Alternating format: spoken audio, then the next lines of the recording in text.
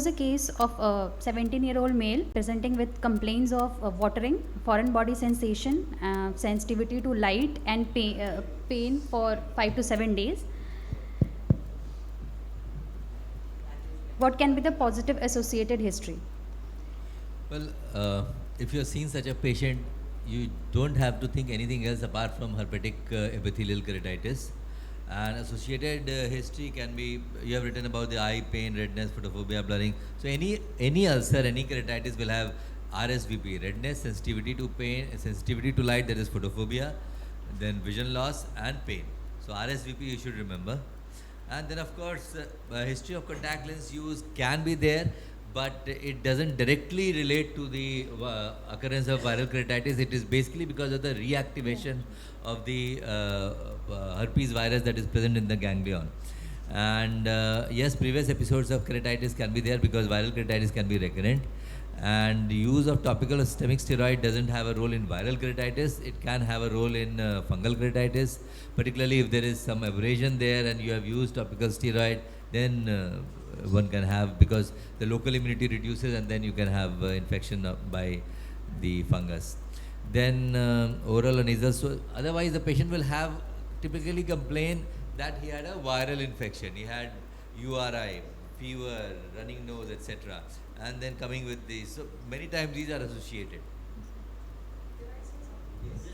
Now the most important thing is what actually is there in these patients is very, very shocking that there is a lesion, there is a stain like this, and there is keratitis, but the patient does not complain of any pain.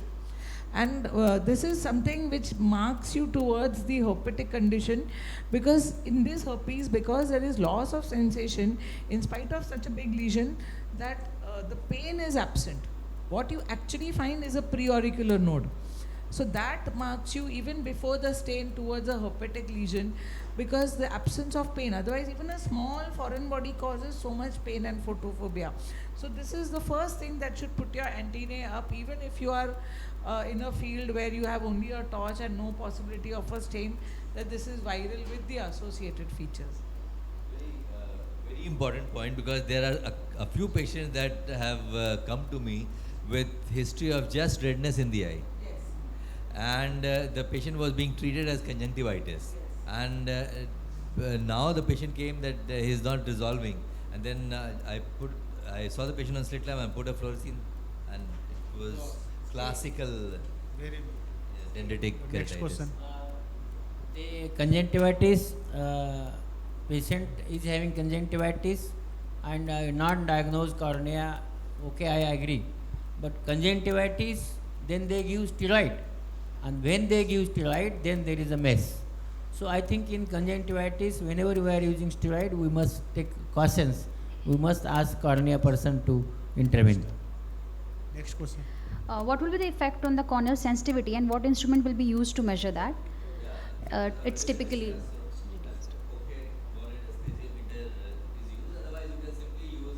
corneal sensation. Cotton wisp to.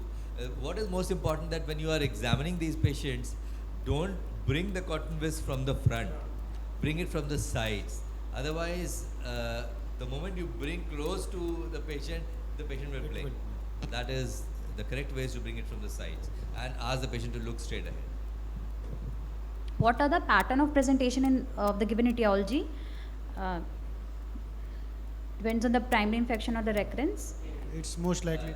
Symptoms and signs. Mostly is in very early childhood, infancy, and then all these dendritic keratitis, they come as a recurrent viral keratitis, because the virus is already there in the ganglion.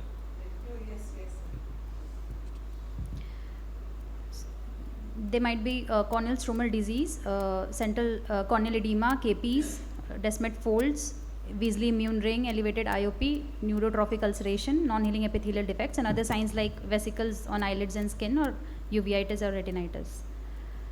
Yes. So one tip that I would like to give over here is, whenever you are thinking of any disease or anything, and you don't know everything, I mean you don't know, you think you might forget during the exam, so always go anterior to posterior. Like nasal sores, vesicle on the lids, then cornea, epithelium, stroma, that is say scarring, then endothelium, endothelitis, involvement of the iris or geographic. So if you go from anterior to posterior and then think about all the layers, then it will be easy to remember all the disease patterns that occur, like say herpetic keratitis, which is anterior, then stromal, then nephritic ulcer, then endothelitis. So that way you will not forget any time to write this. So that is, Yes. I always advise that this is the easiest way to do it. Very true. What do you expect the anterior chamber findings associated with this condition? Mostly you have anterior chamber reaction. That's what you get. In the case of endothelitis, it's Yeah. can be based on the area of involvement. So, yeah. Next question. What are the treatment protocol for viral keratitis in different presentations? It depends. Remember that if it's epithelial keratitis, you have to use topical acyclovir. If it's stromal or endothelial keratitis, you have to use systemic acyclovir along with the topical steroid, so that the inflammatory signs, the immune, the actions that have taken place in the form of edema of corneal stroma, in various forms, like in disciform keratitis, you get a round disciform kind of an appearance. In endotheliitis and trabeculitis, you get whole desmates, folds, and all that, whole of cornea getting edematous. So, in these cases, you give systemic acyclovir and topical steroid. What does HEDS trial recommend? So it was a herpetic eye disease study which established treatment strategy for immune stromal keratitis, which included topical steroid to shorten the disease course and systemic antivirals to decrease the frequency of recurrence.